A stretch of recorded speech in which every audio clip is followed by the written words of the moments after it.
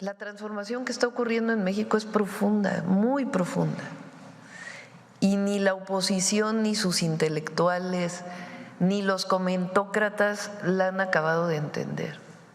Están enojadísimos ahora porque dijimos que era muy poco creíble el reportaje del New York Times.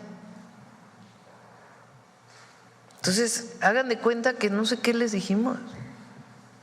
No, que cómo la presidenta dice, pues, cómo en un periódico como el New York Times, que saca un reportaje que es poco creíble, no vamos a tener derecho de réplica. Nada más que el derecho de réplica lo hacemos aquí, en la mañanera del pueblo. Y así vamos a seguir con el derecho de réplica.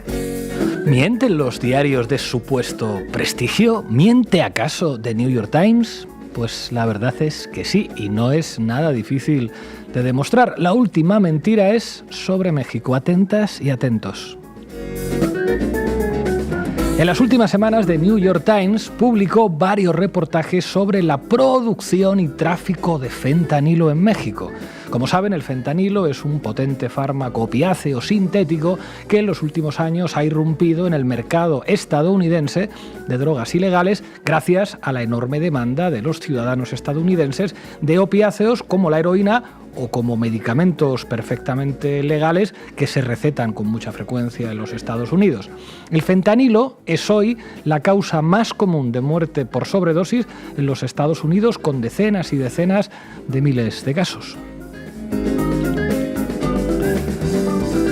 Bueno, pues en The New York Times, las presuntas periodistas Natalie Kitroifi y Paulina Villegas aseguran haber hablado con al menos una docena de personas entre reclutadores, estudiantes, cocineros y operadores vinculados al negocio, además de funcionarios de los Estados Unidos. Y con estos ingredientes comienza lo que podría ser una entretenidísima serie de Netflix. Aseguran estas presuntas periodistas que están informando desde Culiacán, el estado mexicano de Sinaloa, bastión del cártel de Sinaloa y centro de producción del fentanilo. Hablan de experimentos con animales y personas vulnerables y aseguran que el crimen organizado convierte los campus universitarios mexicanos en centros de reclutamiento para el narco. Tremenda película.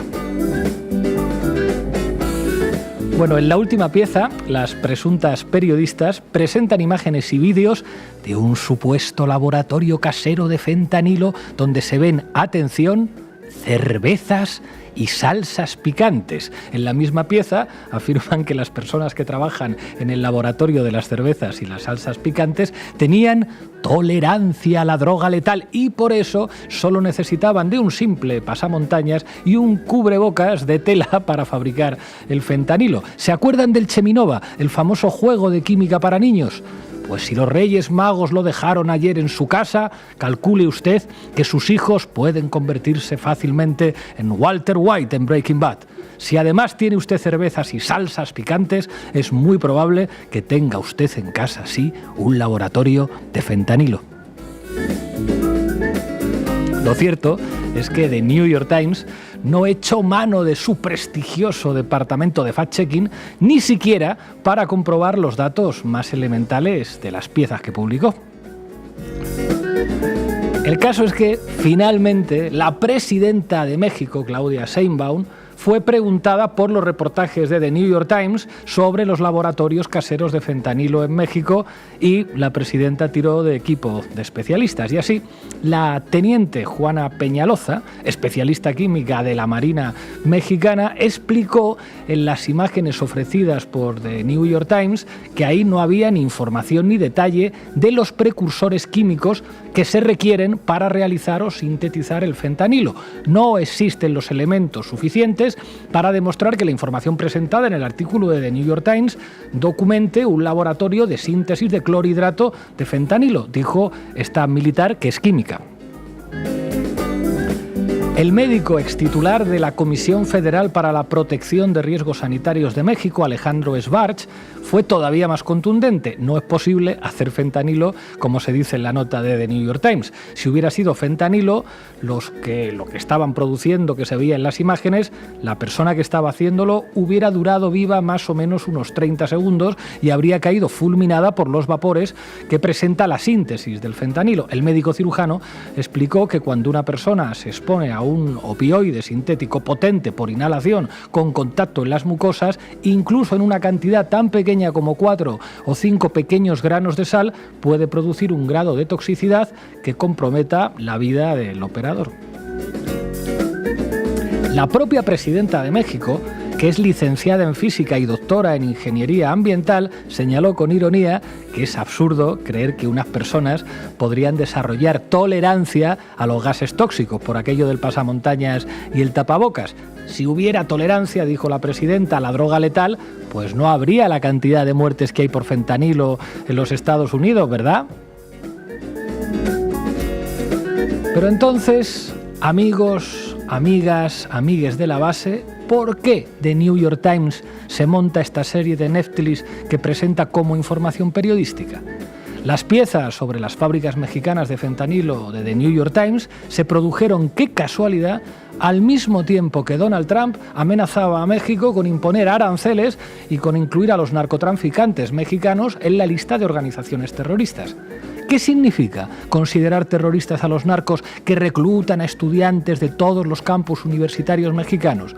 Pues básicamente significa una excusa para justificar una intervención estadounidense contra la soberanía de México. El Fisgón, quizá el mejor humorista gráfico de México, dibujó en la jornada a Donald Trump leyendo The New York Times y diciendo: «Esto es tan escandaloso como las armas de destrucción masiva de Saddam Hussein». Y es que, efectivamente, no es la primera vez que el New York Times ha publicado información no verificada o directamente falsa. El caso más emblemático es precisamente el de la cobertura de la invasión de los Estados Unidos en Irak en 2003 para derrocar a Saddam Hussein. El argumento entonces fue que el gobierno iraquí tenía armas químicas de destrucción masiva. Un año después, en mayo de 2004, en una nota del editor, el periódico pidió disculpas a sus lectores y admitió que algunas de sus noticias relacionadas con las supuestas armas químicas que justificaron la invasión no tenían un respaldo de fuentes suficientes y no fueron corroboradas por los editores. Según The New York Times, algunos de sus reporteros resulta que estuvieron demasiado preocupados en publicar primicias en el periódico y no tanto por el periodismo. En fin, hoy en La Base hablamos de la guerra de México con The New York Times. Bienvenidos y bienvenidas. La Base, con Pablo Iglesias, Irene Zugasti, Manu Levín e Ina Afinogénova. Hoy en La Base vamos a hablar de la guerra que le ha declarado The New York Times a México. ¿Qué nos traes preparado, Irene Zugasti? Bueno, pues vamos a ver cómo Claudia Sheinbaum ha defendido en sus mañaneras con su equipo lo que había y lo que no había en ese supuesto laboratorio casero de Sinaloa con mascarillas y polvitos y pastillitas. Sospecho, Manu Levín, que te has vuelto a divertir leyendo The New York Times. Me he divertido. Decimos siempre que para entender la política hay que leer los periódicos. Vamos a intentar entender qué es lo que realmente hay detrás, lo apuntabas en el editorial, de esta campaña mediática del New York Times contra el gobierno de México. Ina Afinogénova, se van a cumplir muy pronto 100 días de gobierno de Claudia Sheinbaum. ¿Qué nos vas a contar? Así que vamos a hacer un ligero balance de todo lo que se ha hecho en estos algo más de 3 meses y de todos los retos que aún están, por lo cual habrá arremetida de medios, ¿no? Hoy vamos a contar además con Luisa Cantú, es la directora de informativos, la directora de noticieros de Canal 11, la televisión pública de México. Arrancamos, Xavi. La Base de datos. Informa Irene Zugasti. Todo tuyo, compañera. La presidenta de México, Claudia Sheinbaum, ha mantenido en las últimas semanas un pulso contra el poderosísimo medio estadounidense The New York Times. Y en ese pulso, pues Sheinbaum ha demostrado muchas cosas. Para empezar, ha revelado los métodos periodísticos con los que The New York Times ha buscado desprestigiar al gobierno de México y además lo ha hecho con rigor, con ciencia, con datos y con hechos. Es, como decía Sheinbaum, defender el derecho a la información. Y en segundo lugar, también ha demostrado que México va a plantar cara mediáticamente a quienes no respeten su soberanía. Y el canal para hacerlo han sido las famosas mañaneras, que continúan. Eso es, porque Sheinbaum lo ha hecho durante estas retransmisiones gubernamentales en las que la presidencia mexicana rinde cuentas a la ciudadanía y que, como hemos subrayado muchas veces aquí en La Base, han sido todo un acierto de comunicación institucional y una conquista popular de los espacios mediáticos. Vean. Incluso por el daño a la salud que podría causar para quien está cocinando, como se dice, estas drogas.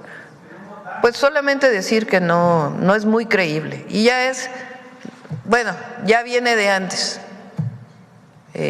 este tema del New York Times con relación a la producción de droga en México.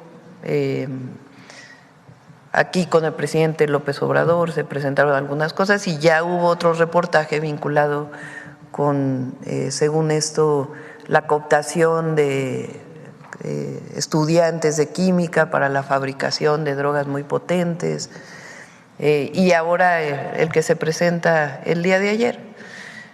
Entonces, no es muy creíble este reportaje por cómo se está presentando y lo vamos a demostrar científicamente. ¿Perdón? ¿Seguiría abierta la invitación a Kim Golden para que aclarara la difamación que hizo en contra de... Bueno, sí, desde entonces, pero también pues a que sean serios con la información que están dando. Todos los medios tienen esa responsabilidad y particularmente pues sobre temas tan delicados como el que se está presentando. Entonces, como lo hemos dicho, nosotros estamos haciendo nuestro trabajo y lo vamos a seguir haciendo. Y la estrategia de seguridad va a dar resultados.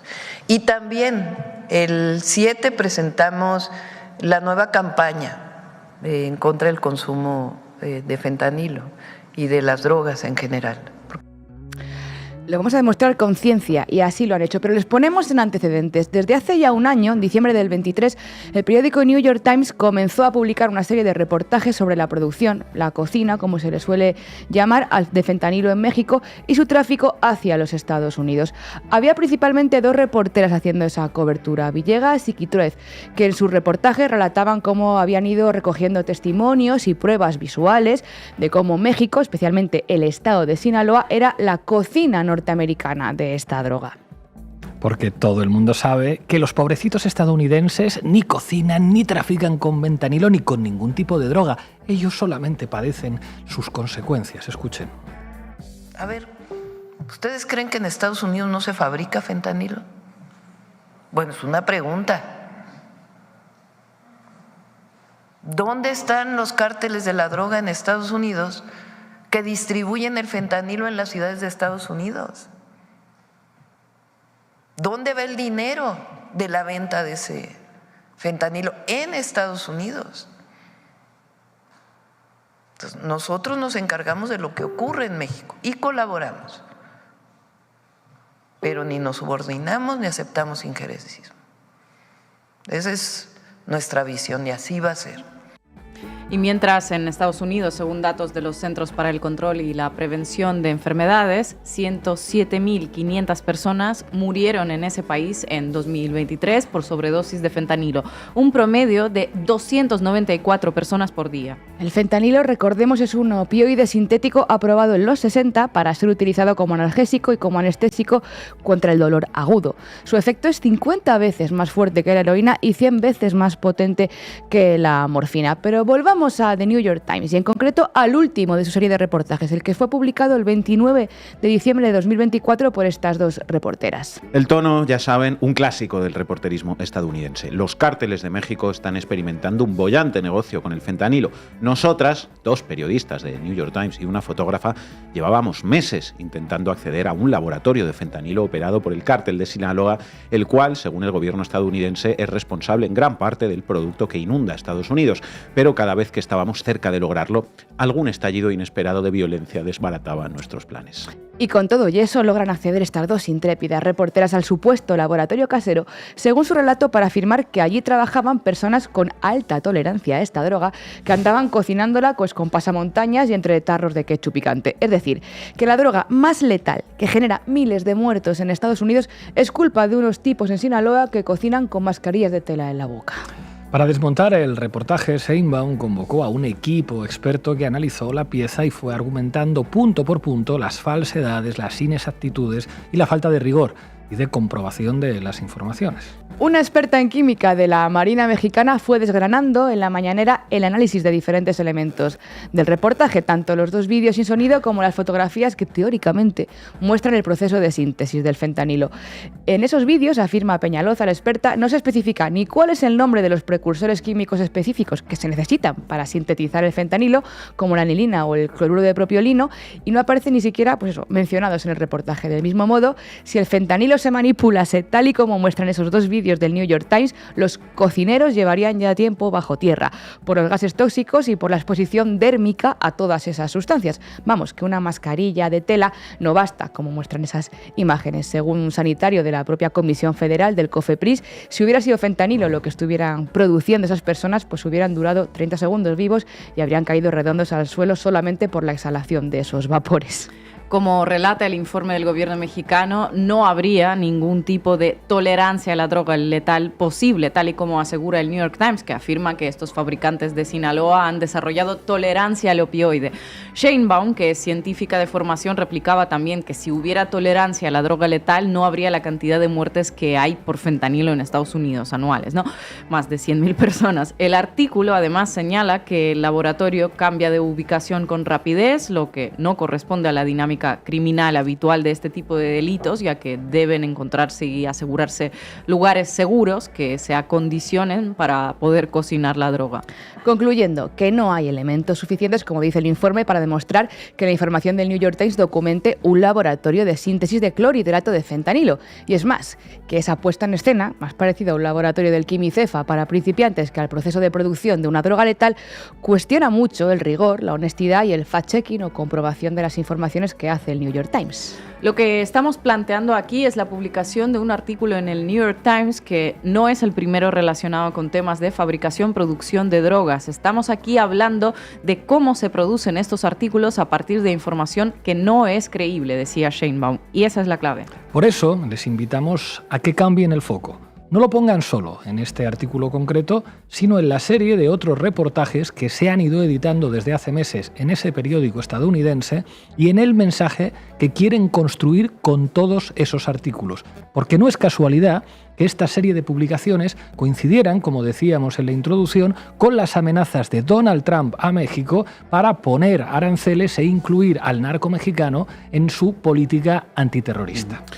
Este cuestionamiento de la lucha contra el narco, donde el gobierno mexicano está haciendo un esfuerzo, un gran esfuerzo, es directamente también pues, un cuestionamiento a Morena, al trabajo hecho por López Obrador y al relevo presidencial de Claudia Sheinbaum, un ataque al arranque, en definitiva, de su mandato. Y no solo eso, es también un lavado de manos y de responsabilidad de Estados Unidos, que tiene la propia epidemia letal del fentanilo en su casa y no está siendo capaz de abordarla. Y además es una epidemia que, por supuesto, está agravada por el hecho de que no hay una red sanitaria, una red de asistencia social capaz de responder y de dar cobertura a los cientos de miles de víctimas del fentanilo. La permisiva prescripción de opiáceos, como le sonarán quizá la oxicodina o la hidrocodona, la falta también de regulación y de control de estos mismos, viva la libertad de intoxicarse, carajo, pues desencadenó esta epidemia de adicción. Y con ella hubo un repunte de heroína y el surgimiento del fentanilo, que es totalmente sintético y además económicamente mucho más accesible que la heroína. Y por supuesto, el fentanilo y sus traficantes se ceban con la población más pobre y más vulnerable, la que no tiene acceso a tratamientos médicos ni para paliar sus dolores ni para paliar sus adicciones. Deny, delay, defend, como decían las balas de Luigi Mangione. Al New York Times no le llama, sin embargo, la atención otras vecindades más al norte, donde también se sintetiza fentanilo, y no en una cocina improvisada con ketchup, sino en un laboratorio a gran escala. Aunque la narrativa de colocar toda la responsabilidad en la frontera militarizada de México y militarizarla todavía más es muy útil, el hecho es que, por ejemplo, en Canadá, en una pequeña ciudad rural de la Columbia Británica, se desmantelaba este mismo noviembre en un operativo policial de la Policía Montada de Canadá, un laboratorio de drogas que era el más grande y sofisticado en la historia del país, de Canadá, donde ahí sí, por cierto, sí que se sintetizaba fentanilo. Pero mejor dejemos a Canadá, que bastante tienen con lo suyo últimamente. En México, al contrario de sus vecinos, sí que están intentando poner soluciones, colaborando para evitar el tráfico de fentanilo y el consumo en el propio país, y el gobierno ha anunciado una nueva campaña a partir de enero. Hace 2 días, de hecho, también anunciaron la mayor incautación de fentanilo de su historia en un momento crítico para la seguridad del país. De hecho, este último se trata de un operativo encabezado por la Secretaría de la Marina, que se saldó con el decomiso de 1,5 toneladas de pastillas de la droga sintética, unos 20 millones de dosis y 400 millones de dólares para poder continuar. Pero de estas políticas, por lo que sea, no se hace con el New York Times con el mismo detalle. Cuando la batalla contra la 4T y el gobierno de México se da desde los medios de comunicación obedeciendo órdenes de Washington, toca defenderse también comunicando. El ejercicio de Sheinbaum para pararle los pies al injerencismo mediático del New York Times es tremendamente valioso y valiente, porque no ha dudado en señalar a la imprenta y a sus dueños. Gracias, compañeros. El salto a Colombia de la base. Que es un medio contrahegemónico, alternativo o popular. Bienvenidos y bienvenidas. La base se emitirá una vez por semana. Miércoles a las 9 de la noche, hora de Bogotá. La base no le va a costar ni un peso a la ciudadanía colombiana porque cedemos el programa gratuitamente, que además financia nuestra comunidad con sus aportaciones. Una alianza con un canal que es independiente, insisto, con un canal que no responde a ningún interés corporativo. Manu Levín, adelante. ¿Qué tal, Pablo? Vamos, compañeros. Titulares al banquillo. El análisis mediático de Manu Levín. Las estábamos viendo ya durante el programa. ¿Os suena este tipo de imágenes? Decenas, cientos de personas destruidas por el fentanilo, deambulando como zombies a plena luz del día por las calles de las principales ciudades de Estados Unidos. Cuando cualquiera miramos estas imágenes, lo que vemos es una de las expresiones más crudas de la terrible decadencia de la sociedad estadounidense, de ese país que hace 25 o 30 años, tras la caída del bloque socialista y el triunfo global del capitalismo y las autodenominadas democracias liberales, se nos vendía como el modelo, como el mejor país del mundo, el sueño americano, etcétera, pero que ha dejado de ser últimamente un modelo de nada para absolutamente nadie. Hoy la mayoría lo que vemos es un país muy rico, sí, pero extremadamente desigual, un país sin sanidad pública, donde la principal causa de bancarrota familiar son las facturas médicas, un país racista, violento y armado hasta los dientes, en el que, por ejemplo, en los últimos 20 años se han multiplicado por 10 los tiroteos en colegios, un país en el que más de 2 millones de personas están en la cárcel, todos pobres, por supuesto, lo que lo convierte en la mayor población reclusa del mundo y, bueno, tantas otras cosas que podríamos decir, ¿no? Bueno, ¿por qué digo todo esto? Pues porque detrás de todo este tema de hoy hay algo mucho más profundo que una simple polémica entre un gobierno y un medio de comunicación, lo cual, dicho sea de paso, nos habla del gran poder de empresas mediáticas como el New York Times, ¿no? El hecho de que un gobierno elegido por millones de personas y un periódico privado discutan como si estuvieran al mismo nivel. Bueno, decía que lo que hay detrás de todo esto es algo mucho más profundo y es un intento por construir un relato que resignifique estas imágenes de personas en Estados Unidos quebradas por el fentanilo. Lo que significan estas imágenes: Estados Unidos ha fracasado como sociedad. Lo que ahora se pretende que signifiquen: México ha fracasado en su lucha contra las drogas. En resumen, si hay cientos de zombies adictos al fentanilo en las calles de Los Ángeles, no es por culpa de ningún estadounidense ni de su sistema capitalista salvaje. Es culpa de México. O más en concreto, es culpa de AMLO, de Claudia Sheinbaum, Morena y la Cuarta T. Ese es efectivamente el relato que se pretende instalar aquí. Por eso el New York Times, uno de los principales operadores mediáticos de Estados Unidos y de todo el mundo, está haciendo una verdadera campaña incesante para instalar esa narrativa con una batería de piezas en las últimas semanas. Lo dicho, así es un laboratorio de fentanilo del cártel de Sinaloa. Otra, en México, los cárteles prueban el fentanilo en personas vulnerables y animales. Otra del New York Times, los cárteles en México reclutan estudiantes de química para fabricar fentanilo, etcétera, etcétera, etcétera. Vamos, que el New York Times habla de fentanilo mexicano hasta en la información sobre la NBA. Y porque no tienen mayúsculas más grandes. Y tras el New York Times, toda esta narrativa que, insisto, toma la crisis doméstica de Estados Unidos con el fentanilo y la convierte de un problema de Estados Unidos en un problema de México, es replicada por muchas otras empresas de comunicación. El Economista de México: Washington sabe que México produce fentanilo, ¿para qué negarlo? Infobae, con las declaraciones del hasta ahora embajador de Estados Unidos en México, Ken Salazar, abundando en el mismo relato. Ken Salazar asegura que hay fentanilo en México y que también se produce acá a un día de dejar la embajada. La Política Online, con las mismas declaraciones que están en cientos de titulares. Ken Salazar brindó su última conferencia de prensa y advirtió: en México se produce fentanilo. Radio Televisión Española, que se suma a la noble tarea: los narcos y sus laboratorios de fentanilo en la frontera México-Estados Unidos. Aquí hay producción, trasiego y consumo.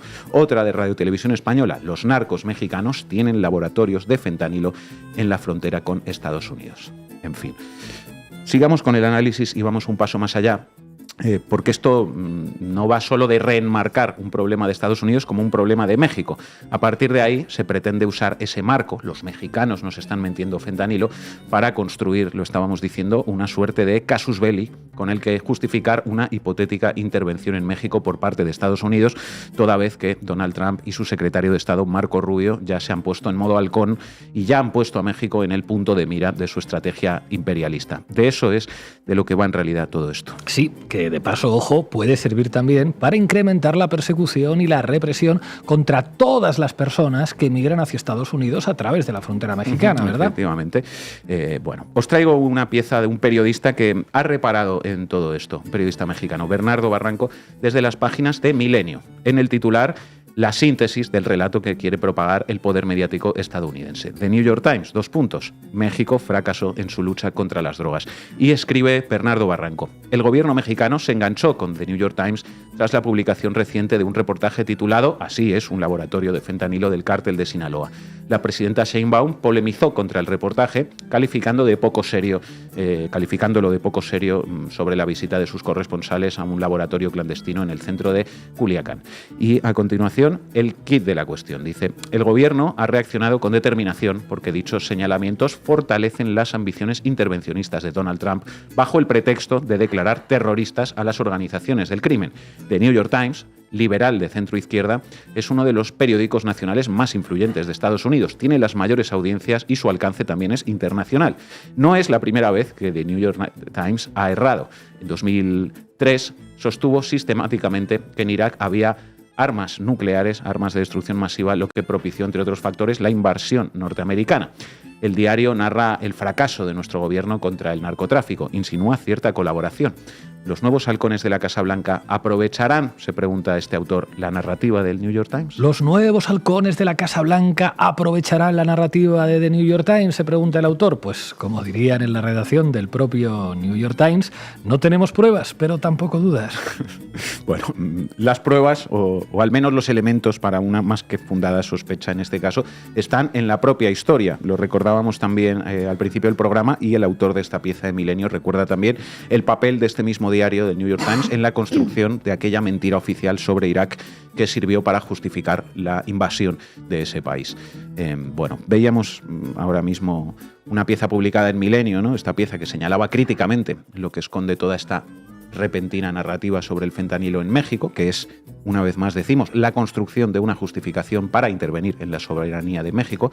Pero, bueno, como quizá os podréis imaginar, ese análisis es una excepción en los medios mexicanos, porque el paisaje general es que los medios corporativos en México se prestan a contribuir a la narrativa intervencionista contra México, contra su propio país. Bueno, pues como el PAN, que ya salió a decir que sí, que en México hay una crisis de fentanilo, como dice el New York Times, y que Claudia Sheinbaum la está minimizando. Bueno, el PAN, un partido en franca decadencia, dispuesto a que su último, quizá, servicio a los mexicanos sea servir para apuntalar el relato de los enemigos de la independencia y la soberanía de México. Y en esa lista cipaya, volviendo a lo mediático, hoy hay que citar también un nombre propio, y es León Krause, columna de ayer en El Imparcial, en la misma línea que el PAN.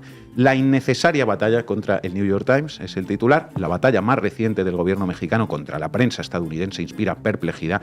No es la primera vez, añade este autor, que dice lo siguiente. Hace unos meses, el canciller de La Fuente y el secretario de Economía, Ebrard, enviaron una carta a The Washington Post en protesta por una editorial que argumentaba en contra de la reforma judicial en México. Si aquello se antojaba excesivo, el largo intento por desacreditar el reportaje detallado de The New York Times sobre la producción de fentanilo en México parece algo peor, dice León Krause. Más allá de lo improductivo, que resulta que un gobierno dedique horas y horas a menoscabar un trabajo periodístico, la presidenta de México y su equipo parecen no reparar en un riesgo central de su terquedad con la investigación del periódico neoyorquino. Al intentar descalificar el reportaje, el gobierno mexicano refuerza la impresión persistente que existe en Estados Unidos de que al proyecto de gobierno que comenzó con López Obrador y ahora continúa con Claudia Sheinbaum le interesa más la protección de las organizaciones criminales que su denuncia y persecución.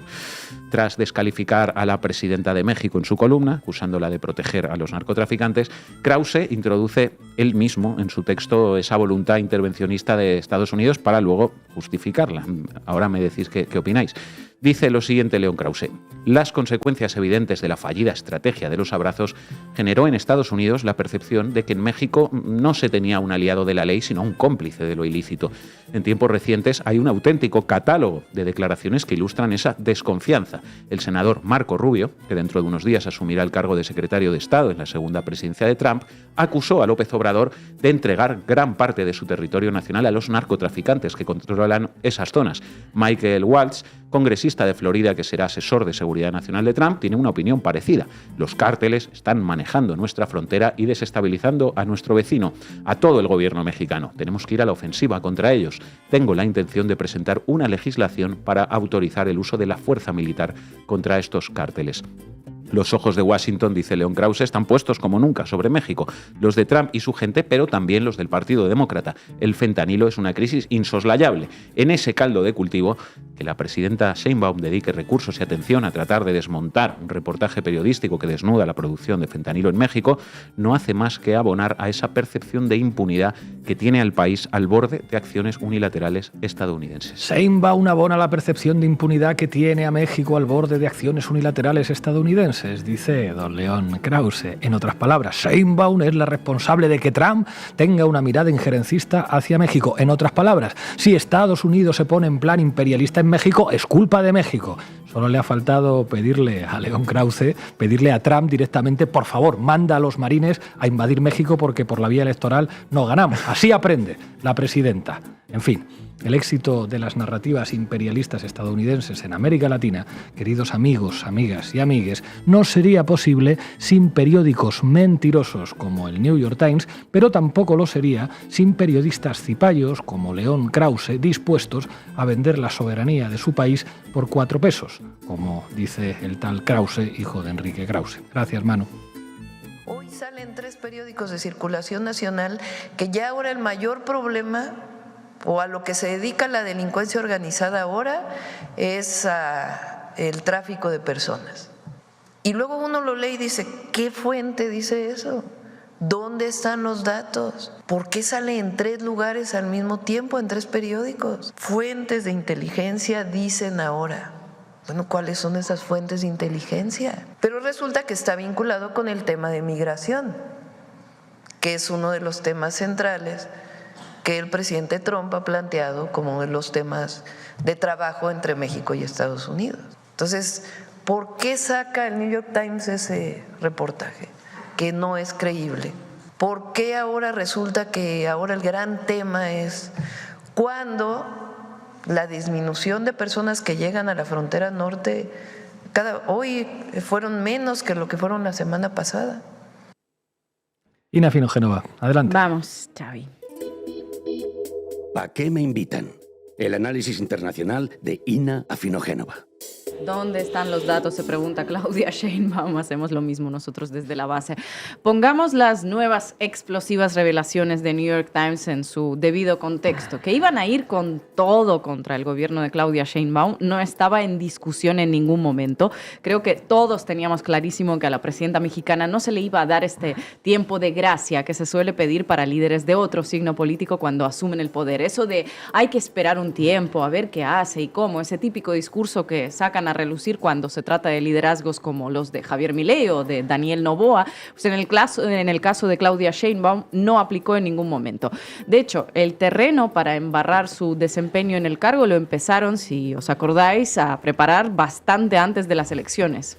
Acordémonos de la suerte de natación sincronizada de medios como New York Times, Deutsche Welle desde Alemania o ProPublica en plena campaña electoral con reportajes sobre una supuesta financiación narco de la campaña de AMLO, algunos firmados nada menos que por premios Pulitzer de periodismo. Aquellos materiales tenían la calidad típica para este tipo de operaciones mediáticas, fuentes que dicen algo bajo la condición del más estricto anonimato, fuentes de inteligencia, suposiciones, presuntos y condicionales sin una sola prueba sólida. Todo para crear un determinado estado de opinión y todo para que nos pasemos semanas y, si me apuran, meses analizando las no informaciones. Y a pesar de que no se logró cambiar el estado de opinión en México, estaba claro que la cosa no iba a acabar ahí. Así que de los creadores de El narco financió la campaña de López Obrador, llega ahora a la cartelera una obra nueva, El narco prueba el fentanilo en personas y animales en laboratorios que tiene montados en México. La pregunta es, ¿por qué se hace esto y para quién? Bueno, la primera explicación que llega a la ecuación es la necesidad de crear un marco argumentativo para que Estados Unidos reconozca a los cárteles de la droga como organizaciones terroristas. ¿Qué significaría esto? Bueno, pues que Estados Unidos tendría derecho a luchar contra esas organizaciones fuera de sus fronteras o, en Román Paladino, podría invadir México. No hay duda alguna de que los republicanos van a aprovechar todos esos señalamientos del New York Times para precisamente justificar sus anhelos coloniales que vienen declarando desde hace tiempo. Ahí lo tenéis al Lindsey Graham, ¿no? Diciendo eso, básicamente. Ahora, ¿es este el objetivo primordial de New York Times? Creo que no. El objetivo más grande y algo más pacífico, si se quiere, parece ser el de impedir que el proceso transformador mexicano sea ejemplo de nada, embarrarlo. Lo intentaron con AMLO y lo siguen intentando con Claudia Sheinbaum, que esté bajo una constante sospecha, que no se convierta en un faro para el sur global, que se vea como un fracaso, ¿no? Así que el bombardeo mediático va a ser constante al estilo del meme cuéntamelo todo y exagera. Nunca va a ser suficiente lo que se hace, a las iniciativas buenas les encontrarán todo tipo de pegas, mientras que los desaciertos serán magnificados y desmenuzados y exagerados. Y si no es suficiente, habrá toda una división de premios Pulitzer al servicio de las exclusivas basadas en testimonios anónimos. Vamos, que es una suerte de guerra híbrida mediática contra un proyecto que está transformando profundamente al país hispanohablante más grande del mundo y vecino más cercano de Estados Unidos por el sur. ¿Los van a dejar en paz? Pues por supuesto que no. Nos vamos a enterar de cada nombre, de cada capo, de cada cártel y no sabremos nada más de México. Y eso que el segundo piso de la transformación, el proyecto de Sheinbaum para el país, contempla toda una serie de reformas que merecen ser contadas. Su gobierno cumple ahora 100 días de gestión y ya de estos primeros algo más de 3 meses nos podemos hacer una idea de lo que está en juego para México. Antes de que pases a analizar los cambios que ya se han hecho en estos 100 días, viene bien saber este dato, tenerlo en la cabeza de hace tan solo unas horas. El diario El Financiero, nada sospechoso de ser afín a la Cuarta Transformación, acaba de publicar los resultados de su más reciente encuesta que muestra un nivel de aprobación de la gestión de Sheinbaum de un, atención, 78%. Se trata del nivel de apoyo más alto a la mandataria que se ha registrado hasta el momento. En un país de casi 130 millones de habitantes, casi un 80% de nivel de aprobación popular, es poca broma. Todo un aviso para que el New York Times se ponga las pilas.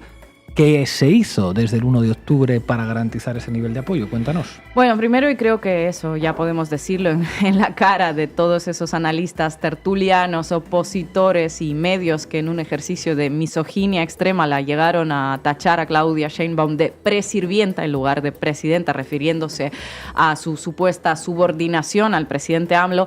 Bueno, lo que podemos decir es que Sheinbaum tiene un perfil propio más que definido, diferente al de AMLO, pero dentro de un mismo proyecto político. Vamos, exactamente lo que se prometió en campaña y lo que siempre mantuvo el propio López Obrador.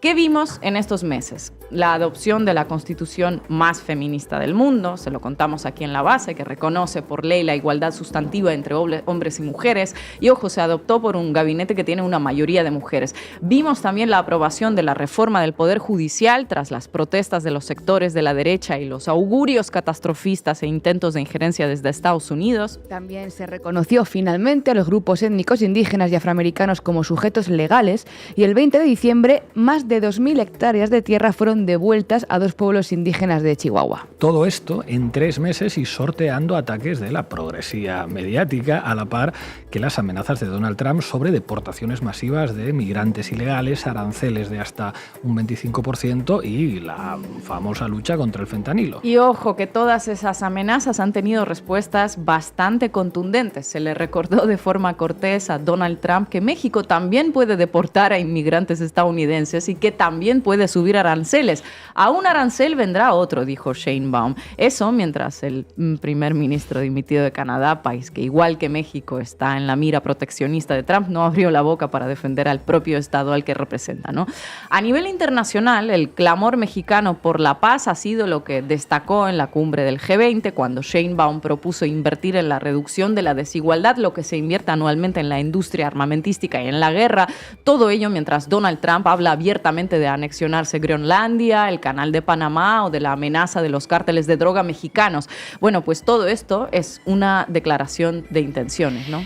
Y también un reto, porque el ejercicio de soberanía mexicana a partir del 20 de enero va a ser una tarea durísima, con Tom Hornan como el guardián supremo de las fronteras, o el zar fronterizo, como lo denominó su futuro jefe Donald Trump, con planes de deportar a millones de indocumentados y separar familias enteras, con corporaciones multinacionales que ven en México un terreno fértil para la exploración más despiadada y una derecha local dispuesta a aplaudirle a Trump, y a las corporaciones con tal de no cederle ni un centímetro a la cuarta transformación. En 100 días hemos visto algunos cambios ya y unas cuantas publicaciones, no solo de New York Times, sino del Grupo Prisa también, que echan tierra sobre lo que se está haciendo en México. Y esperen que se vendrán más cositas, porque el proyecto de Sheinbaum contempla todavía una reforma agraria que puede ser motivo de operaciones mediáticas aún más fuertes. México ya reafirmó que buscaría prohibir el cultivo de maíz genéticamente modificado de Estados Unidos para proteger las variedades nativas, los derechos indígenas y la soberanía alimentaria. Así que no les quepa duda de que en breve veremos a la maquinaria mediática trabajando a todo trapo para los intereses de megaempresas como Cargill o Bayer Monsanto, porque como bien sabemos, nada, absolutamente nada puede ni debe alterar el buen funcionamiento y la rentabilidad de sus negocios. Esta reforma se empezará a discutir ya a partir de febrero, junto con muchas otras: subvenciones económicas para mujeres mayores de 60 años, ampliaciones de becas para estudiantes, reducción de la jornada laboral de 48 a 40 horas semanales. Hemos dicho desde aquí en muchas ocasiones que México es la gran reserva ideológica de la izquierda en América Latina. Una esperanza de que las cosas se pueden hacer de una manera distinta, de que un país puede desprenderse del neoliberalismo salvaje y que puede salir adelante. Y a medida que se va demostrando que efectivamente sí se puede hacer otro tipo de políticas más sociales y más independientes, incluso estando al lado de Estados Unidos, pues crece la reacción de los sospechosos habituales, de aquellos que quieren mantener al sur global bajo su control, cueste lo que cueste. Y no solo son sectores afines a Trump, no únicamente estos sectores, es todo el establishment estadounidense en su conjunto y el gran capital a nivel mundial. Muchas cosas están en juego en una transformación que recién empieza. Gracias, compañera. Esta dice aceptación de la ciudadanía de más del 90%. Lo que llama la atención es el enojo. No sé si se han dado cuenta que en las redes hay como de nuevo una campaña, pero de un odio, un enojo tremendo. Y lo que es increíble es que no pueden entender por qué está ocurriendo esto. Entonces, cuando fui candidata, esencialmente planteé dos cosas. Una, que continúe la transformación de la vida pública, que avance la transformación todavía más. Y segundo, que es tiempo de mujeres. Y esos dos temas son muy poderosos en nuestro país. Hoy nos acompaña en La Base Luisa Cantú, directora de noticieros de Canal 11 de México. Luisa, muchísimas gracias por atender a Canal Red. ¿Qué tal, Pablo? Hola a todas y a todos. Gracias a ustedes por la invitación. Luisa, lo de el New York Times, a tu juicio, es efectivamente un intento de preparar el terreno para una política muy agresiva del gobierno de los Estados Unidos contra México en la nueva legislatura de Trump. Pues mira, hay ejemplos tangibles y antecedentes incontrovertibles sobre otras veces que esto ha sucedido en otras intervenciones que ha hecho Estados Unidos. Ya hablaban ustedes un poco sobre ello, lo han estado comentando en sus editoriales. Efectivamente parece que están preparando discursivamente algo que va a justificar una acción gubernamental. Sucedió en Irak, cuando no hubo una comprobación independiente de lo que se estaba publicando, y se afirmó que había, igual que en esta ocasión, campos de entrenamiento, armas de destrucción masiva, que al final nunca se pudieron corroborar. Aquí pasa un poco lo mismo. Efectivamente, se está hablando de algo que les aseguran, como en aquella ocasión, que está sucediendo y que es la sustancia que les están diciendo, pero que no pueden corroborar, digamos, de manera independiente. Así como en algún momento se dieron por buenas declaraciones de opositores al gobierno, ahora se están dando por buenas declaraciones, o al menos así lo presentan, de personas que se ostentan como narcotraficantes.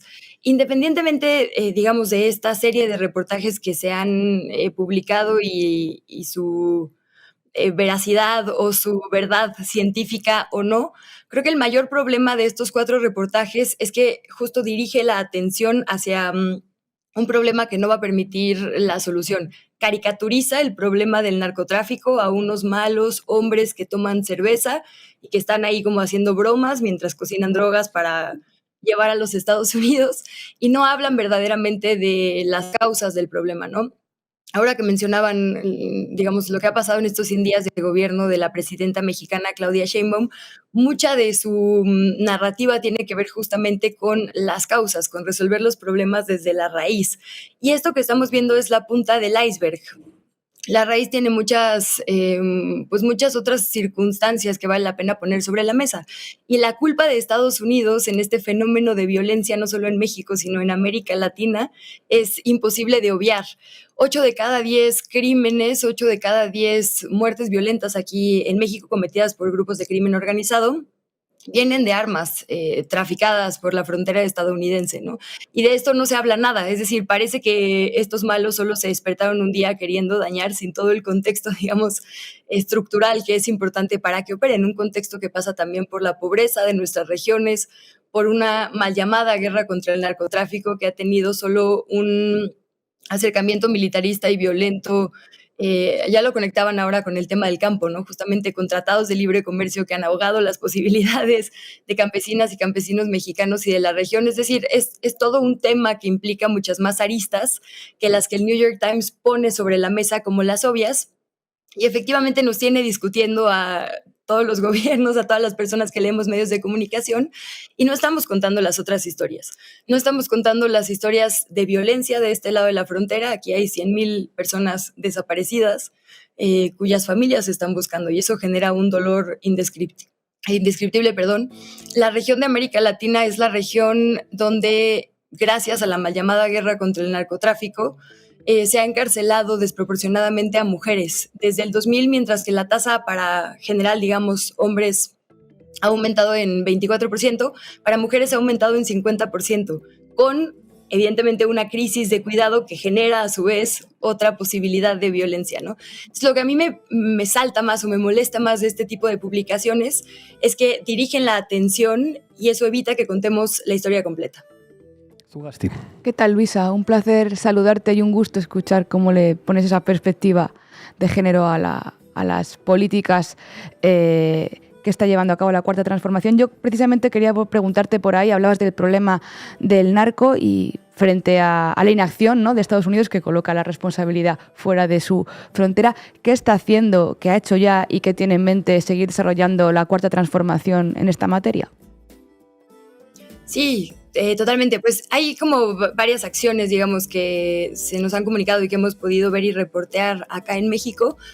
La primera tiene que ver con cambiar, digamos, la estrategia de seguridad, honestamente no a la velocidad que nos gustaría, ni la desmilitarización que nos gustaría, pero bueno, es verdad que hay un fenómeno ya muy avanzado de violencia y de descomposición social bastante grave y bastante complicado de de abordar. Entonces, primero se está cambiando desde, digamos, la composición orgánica de la Secretaría de Seguridad Ciudadana y Pública, las facultades, para que esto les permita mayor investigación. Ahora lo que por lo menos se ha comunicado mucho desde el gobierno es una intención de investigar, de atacar las cuentas y las finanzas de estas organizaciones, que por cierto también hay un vínculo importante con empresas binacionales que lavan dinero, ¿no? Que es otra medida de acción que podría tomar Estados Unidos.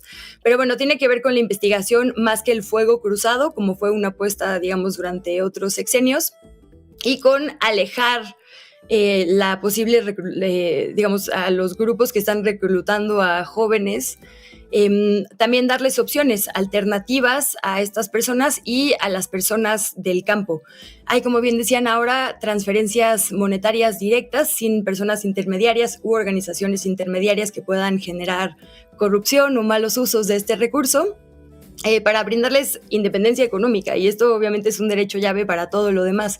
Entonces hay un montón de programas para las juventudes, unos que tienen que ver, sí, digamos, con transferencias directas, pero otros que tienen que ver con infraestructura, con acceso a la educación, digamos, construcción de universidades, de parques públicos, ¿no? De lugares que les permitan un entorno que les dé opciones verdaderamente. Creo que eso es algo de lo más importante. Y ahora que hablaban justo de estos cambios como de mentalidad, de otras formas de abordar los fenómenos de violencia y de pobreza, también hay un ejercicio muy importante de pugnar por la soberanía. Ahora ustedes han hecho un retrato increíble de lo que está sucediendo, pero una parte que falta, por ejemplo, es la de soberanía energética, las reformas y los programas que hay de soberanía energética y alimentaria. Ya hablaban justamente de esta reforma para prohibir el maíz transgénico y fortalecer el campo mexicano. Hay otra que tiene que ver con regresarle el carácter público a lo que ahora son empresas productivas, digamos, del Estado, justamente para tener un enfoque de derechos sobre un enfoque mercantil, digamos, de lo que es de todas las personas, ¿no? Entonces creo que se está cambiando la mentalidad del rol que tiene el gobierno en la vida de las y los ciudadanos, y sobre todo brindar un entorno económico para que las juventudes y las personas puedan tener opciones reales y no se vean orilladas, digamos, a trabajar pues con estas alternativas de grupos que delinquen. Bien. Buenas tardes, Luisa. Muchísimas gracias por estar en La Base. Te quería preguntar, porque el sexenio recién arranca, ¿no? Este episodio pues, es una señal de lo que podemos ver en los próximos años quizá, pero te quería preguntar ¿cómo crees que va a ser la relación de la presidenta Claudia Sheinbaum con los grandes medios de comunicación privados, con los grandes poderes mediáticos en México? Bueno, para mí es una muy buena señal que haya estas columnas y estos encabezados como los que presentaban, porque confirma lo que vimos durante los últimos 6 años, que efectivamente se puede hacer esa crítica, ¿no? Y eso a mí siempre me parecerá algo que celebrar. Qué bueno que haya una libertad de prensa al grado de que puedan ponerse del lado del New York Times, ¿no? Entonces yo espero que esa siga siendo, digamos, la relación del gobierno mexicano con la prensa, que no haya, digamos, ni el mínimo intento de censura, pero creo que justamente en vez de un poco lo mismo, ¿no? En vez de un fuego cruzado, lo que hace es dar alternativas, o al menos eso es lo que yo alcanzo a percibir por ahora. Hay un fortalecimiento, por ejemplo, de los medios públicos, que es donde yo trabajo, que usualmente además se veían como pues, medios estatales o medios partidistas. Y a mí me ha gustado mucho que haya dicho, por ejemplo, en las conferencias matutinas, que los medios no deben ser eso, ¿no? No deben ser medios del gobierno, sino medios de la gente y de la ciudadanía. Y nos ha, digamos, brindado y dotado de presupuesto y autonomía para que eso suceda. Y creo que eso está muy bien. Creo que la digamos, posibilidad de tener narrativas que contrasten y que le den a la gente justamente otra versión de las cosas es ampliamente nutritivo. Y la verdad es que la crisis de audiencias, la crisis económica, digamos, que estamos viendo en los medios de comunicación mexicanos, son una prueba de que las audiencias son poderosas y las audiencias deciden y las audiencias castigan a los medios que las insultan, ¿no?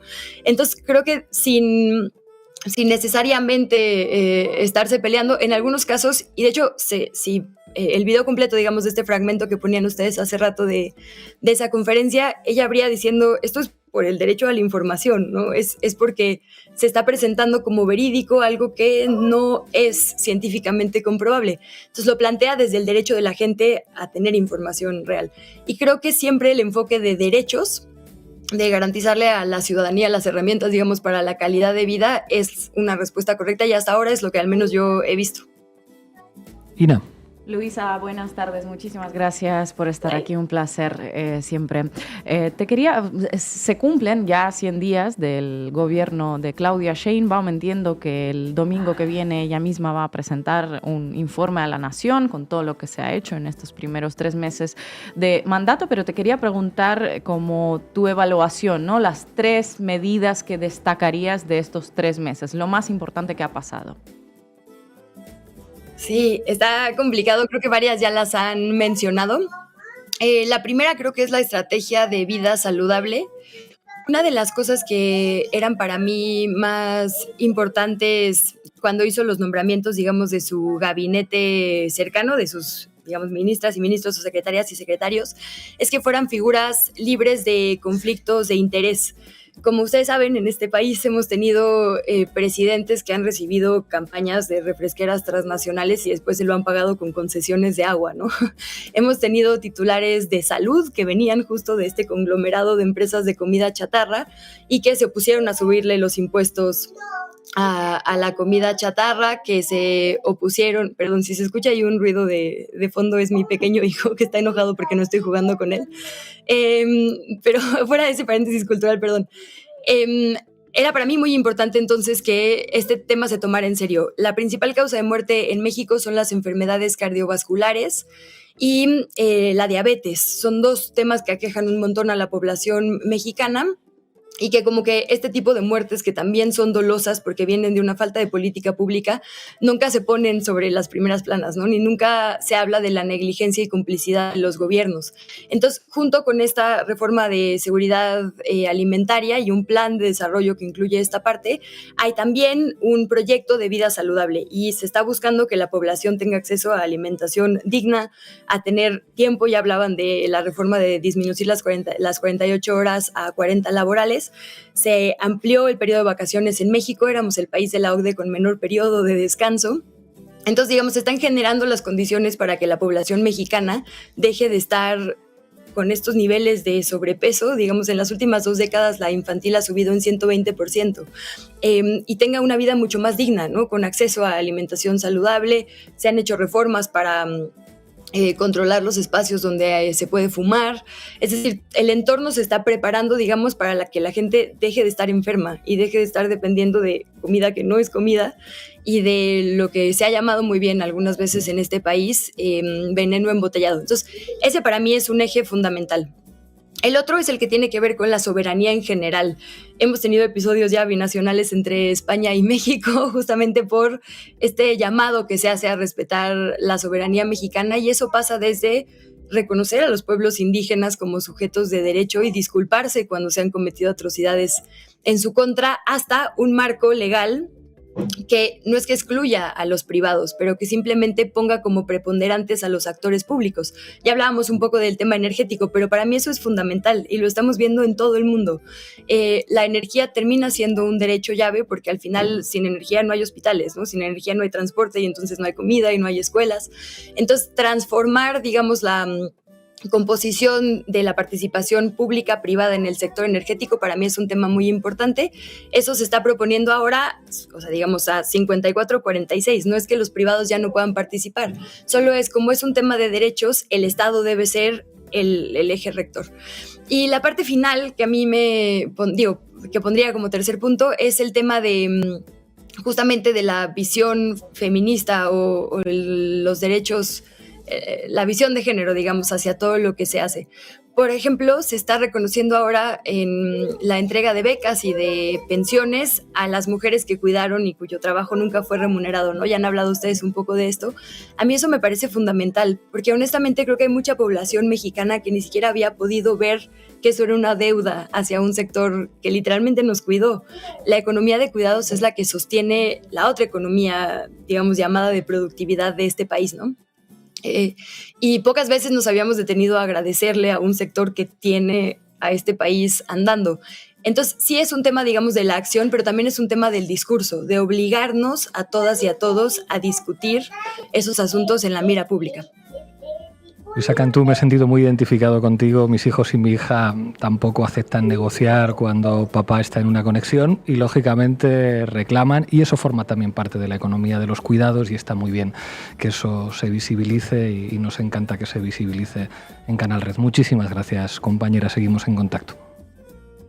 Muchas gracias. Perdón, estaba dormido, pero son traidores, como decían. Un abrazo por allá. Gracias. Claro que son traidores, efectivamente. Llegamos al final del programa. Recuerden hacerse socios y socias de Canal Red en apoya.canalred.tv o en el QR que pueden ver aquí en sus pantallas. Les vamos a dejar con un tema que sonó en Breaking Bad. Es un tema de los cuates de Sinaloa. Se titula Negro y Azul. Seguro que lo escuchan mucho en The New York Times. Va por ellos.